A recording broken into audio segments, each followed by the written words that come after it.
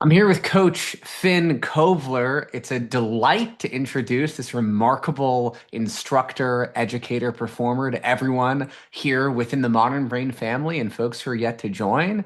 Finn, please tell us a bit about yourself. What's your speech and debate origin story? Why do you do what you do? Any fun facts? Go for it. Honored to be here. So, hi, my name is Finn Kobler. My speech origin story actually begins with my 10th grade English teacher, the wonderful educator Eleanor Nishioka.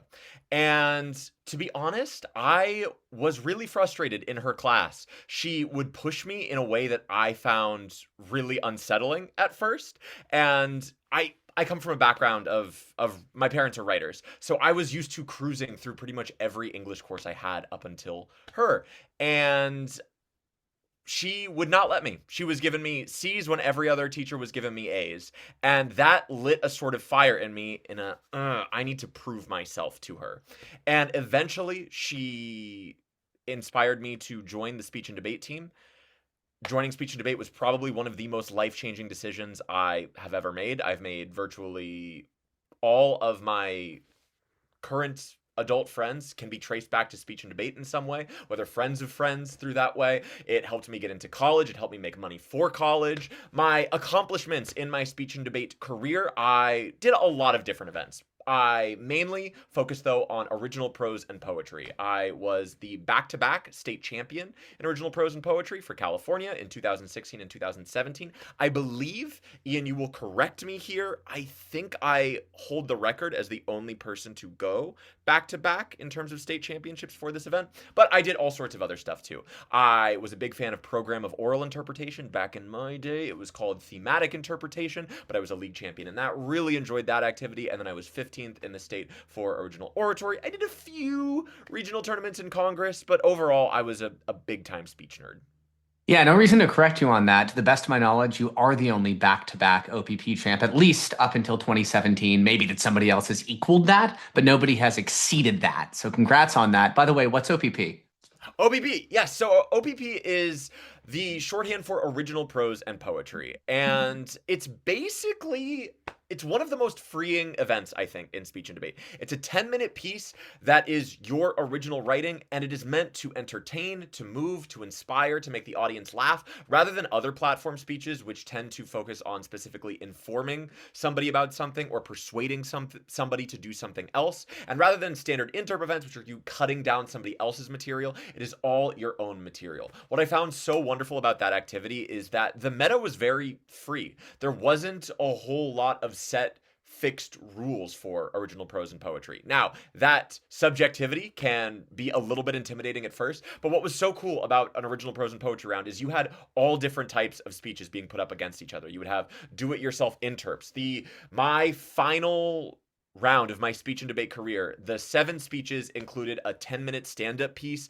about struggles of being black in America, a 10-minute spoken word poem about mental disorders and creativity, a 10-minute mockumentary single person about rich people and their dogs. The sky was the limit, and I found that blue sky really, really freeing and really cool. You also mentioned 15th in oratory. My understanding is you were one rank off making it to national semis in OO. Not to say without a coach, because you indicated Eleanor Nishioka was your coach and she was able to create a very strong program at Hart High School. But I would say without a tremendous amount of national circuit experience. It wasn't as if you were going to every major Harvard invitational year after year. And yet there you were really close to that edge. Looking back on the experience of going to nationals, what was that like instead of doing speech at the league level or the state level?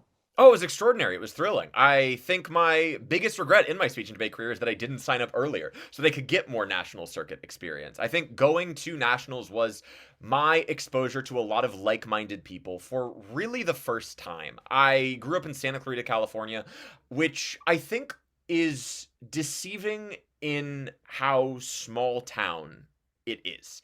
It's on the tip of Los Angeles County, so you think it's going to be similar to a lot of other areas in Los Angeles, but it's very different. There was not a lot of encouragement for the arts. You know, we had community theaters that were 10,000 pound gorillas, but they were run by kind of the same 3 people for decades, and most of the money went towards sports. And I was not the most athletic kid, meaning I did not have a lot of bonding with other artistic, creative, or activist based people. And nationals was the first time I really got exposure to people from all over the country who shared that passion. I It was a really wonderful experience. I'm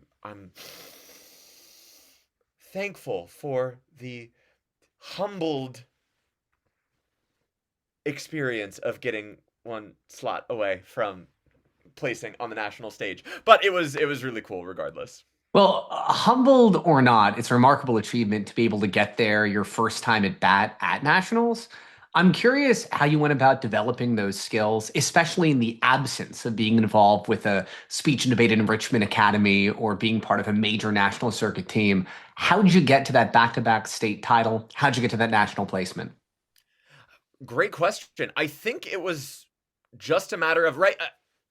We talk about in speech and debate tournaments, there are two types of judges usually, right? There's tech judges and then lay judges. And tech judges are people who have experience on the speech and debate circuit. They know what particular events look like. They know what a good speech is and a bad speech is because they've seen dozens and dozens of them. They're familiar with the metas. They know if you're running Bellicism K in the middle of a debate round, they're able to follow exactly what you're saying. Lay judges are people who are their parents, their older siblings. They are college students looking for credit who have no real experience in the speech and debate circuit but are open, and we often encourage people to find a sort of balance in both of those and being able to appeal to the people who have more speech and debate theory experience as well as being accessible enough so someone who has never done speech and debate before can track and follow and be entertained, moved, or inspired by what you're saying.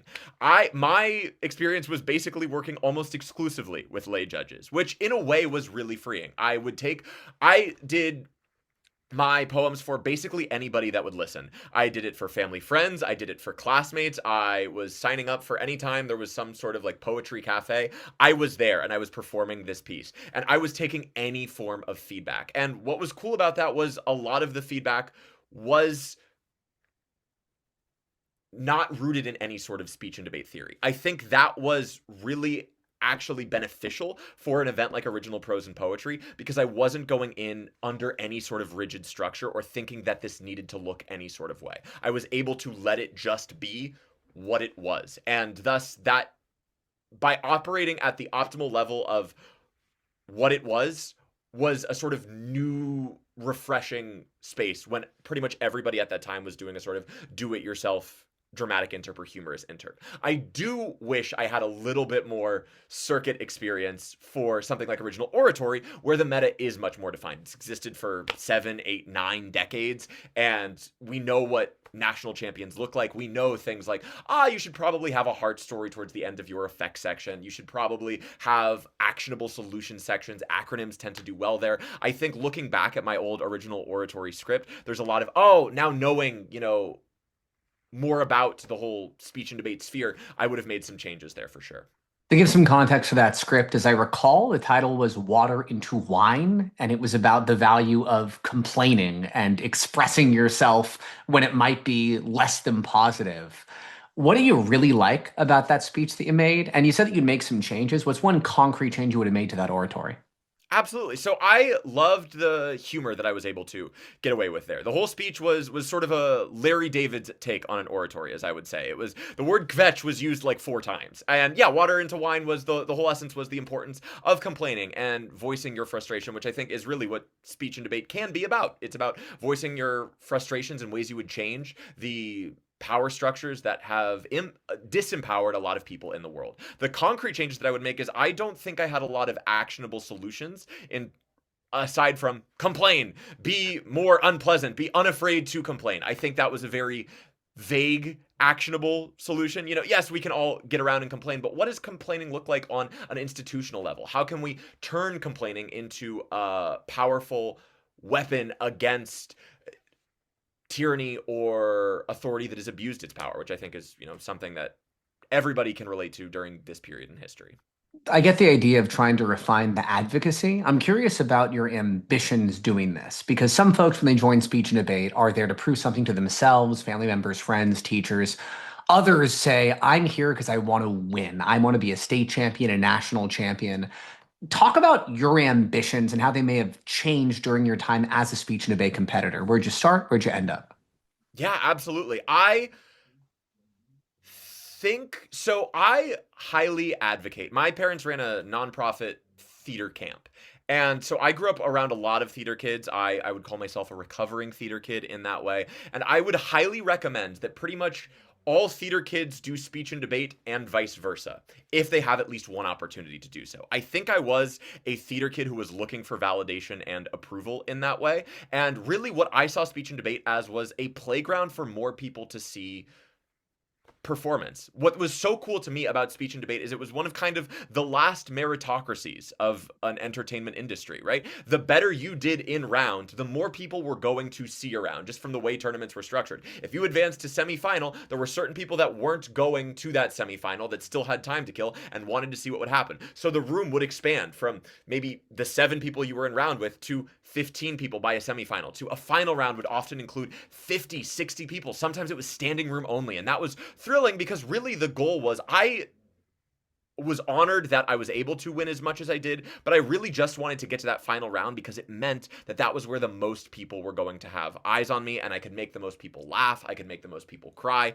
I think ambitions definitely shifted once I did a year of speech and debate. I think I shifted to, oh, I'm good at this one thing. I want to expand my palette and I want to see what the circuit looks like more. I started competing in a lot more tournaments my second year. I was doing, not necessarily Harvard, but more invitationals. I was getting involved in more ways there. I don't think I was ever somebody who was like, I need to win in any way, shape, or form. And my biggest advice to up and coming speakers and debaters would be coming in with that attitude sets you up for a difficult road. Celebrate the wins, but really appreciate every single round that you can be a part of. Again, the more rounds you make it through, the more people get to hear what you have to say, and what you have to say matters. And that, I think, is the most thrilling aspect of speech.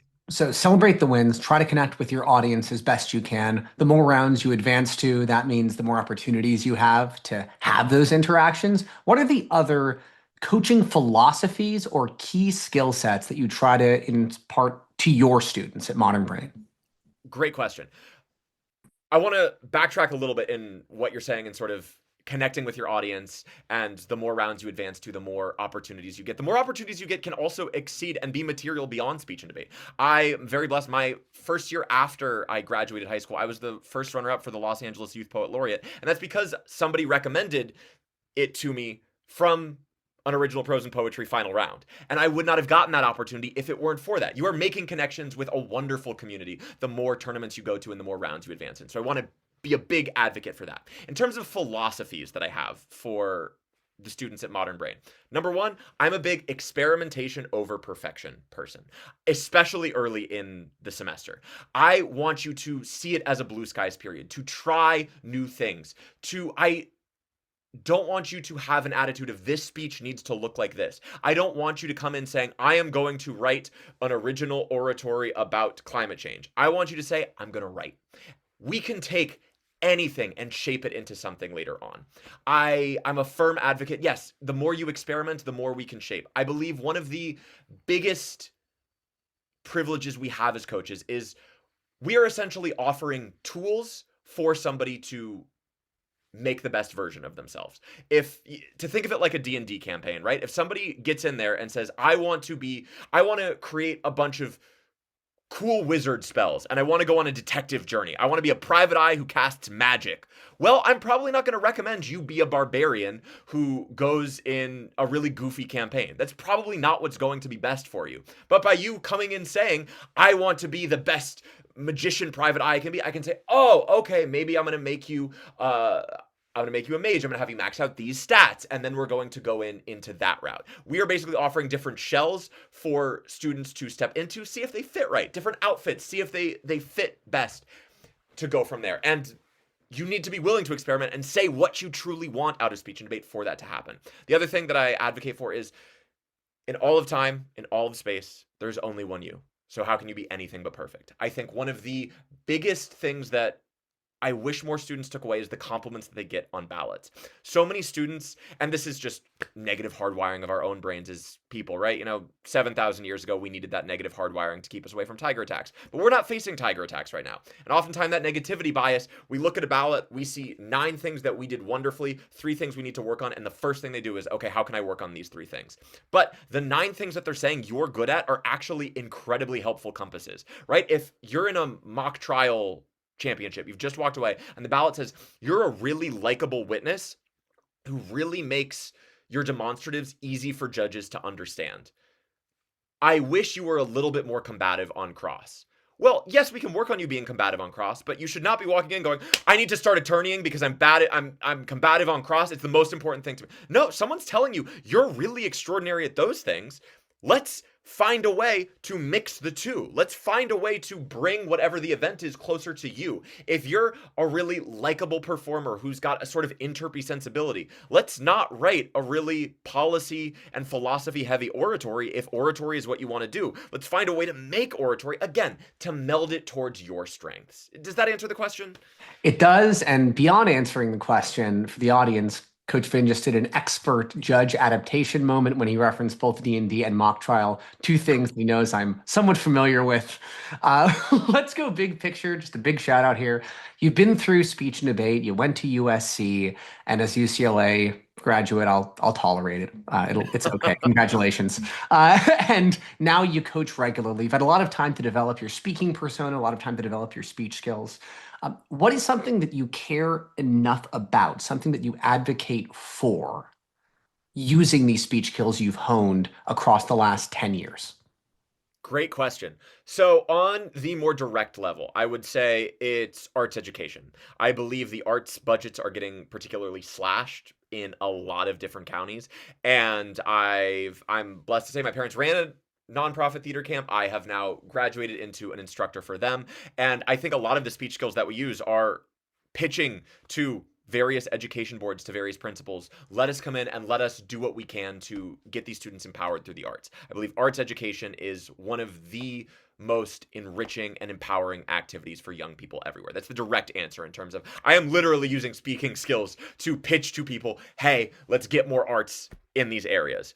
In a more indirect way, I'm very blessed that speech and debate also empowered me to start submitting to various publications. I am a 3-time published playwright. I make a little bit of residuals off of that, and I am proud to say that 10% of the residuals that I have used have gone towards 2 causes. One is the Okra Project, which is a really wonderful organization that helps Black, trans, and gender nonconforming people across the world, and the other is towards Gaza relief. Money towards hot meals for people who are experiencing famine during the crisis in Gaza. And I think, again, the speech skills that I used were essential in getting me to a position where I could donate a little bit of money that way. It's not a lot. I wish it were more, but I'm grateful that I can say I'm contributing something. For those who don't know, Gaza, of course, is Gaza. Ochre, how do you spell that for this project? Okra Project, OKRA. I Gotcha. believe like the food. Awesome. Delicious. Okay. Where can people find you beyond the Modern Brain Coaches page if they want to support your projects? Yeah, so I'm on Instagram and TikTok. It's just my name, at Finn Kobler. For more wide form educational projects, if you want to look at pioneer drama or dramatic publishing, my plays are available for purchase and for just reading there. I do video essays that have been inspired by some of my students. I uploaded my first one recently about the existential grief of a Charlie Brown Christmas, inspired by an oratory from a student who talks about Charlie Brown in general being a good metaphor for grief. That's on YouTube. And yeah, I think those are my main links. All right. Final shout out to all the Finn fans out there. There are Finn fans? Well, I'm honored. I'm a fan of you. I'm Ian Lampert. This is Modern Brain.